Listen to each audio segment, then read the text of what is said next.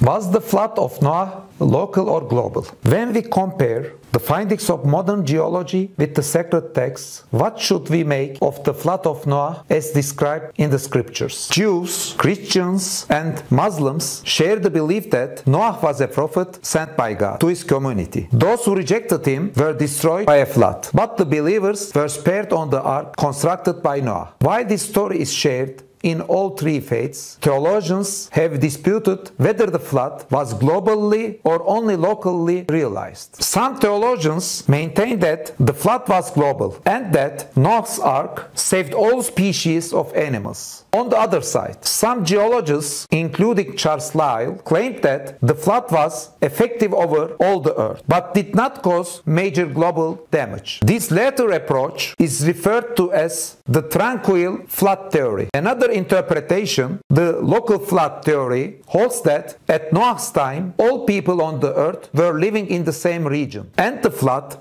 affected only that particular region. Defenders of the local flood hold that the words in the sacred text, such as entire, each, etc., do not imply geographically global, but instead implied broad extent and profoundness. They offer the following passage from Genesis as an example. Genesis 41:57. And all the world came to Egypt to buy grain from Joseph, because the famine was severe everywhere. They also note that it is nonsense to believe that kangaroos hopped to the Middle East from Australia to embark on Noah's Ark, and that Genesis does not refer to the miraculous transfer of animals. Statements in the same passage about the flood covering the entire earth and reaching over mountaintops are described from the point of view of Noah and are confined to the region where he lived. For our discussion,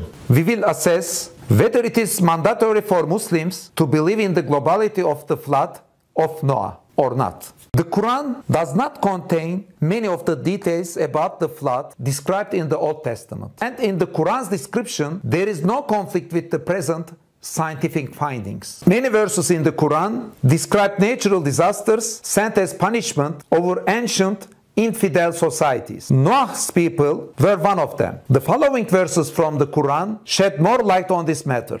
Surah Al-Furqan, verses 37 and 38. The people of Noah, when they denied the messengers, we drowned them and made them a symbol for mankind. We have prepared for the wrongdoers a painful punishment. And remember how we punished the tribes of Ad and Tsemud and the people of Erres, and many generations of sinners in between. Centuries prior to the emergence of paleontology and its findings, many Muslim scholars stated that the flood of Noah was local, because all who rejected Noah were living in his town, which would not require punishment of the entire earth. From the Quran, we learn that punishments given to ancient societies were directed only at the guilty ones. It would be against the paradigm of Quran to imagine the punishment of innocent people and animals in irrelevant parts of the earth. Turkish Quranic exegist scholar Elmalı Hamdi Yazır explains his interpretation as follows. From this, we understand that Noah was not sent to the entire humanity,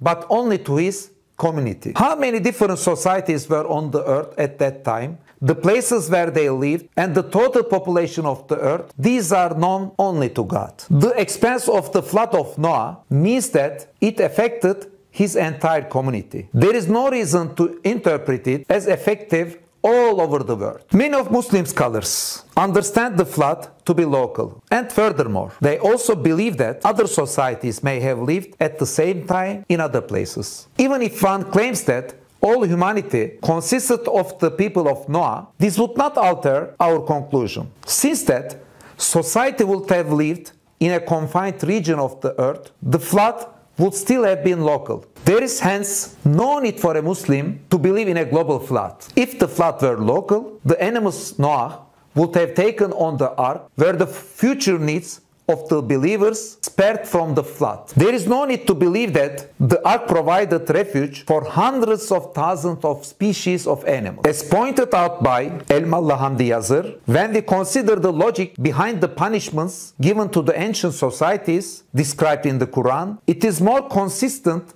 to believe that the flood was local. Today, from our study of fossils, we understand that numerous multi-celled organisms have continually existed on the earth for hundreds of millions of years. Moreover, there is no period of cessation of life on the continents of America and Africa. As a result, it will be problematic to assume that the flood of Noah interfered with life around the world. Indeed, geological studies show that various parts of the earth suffered from severe floods throughout history.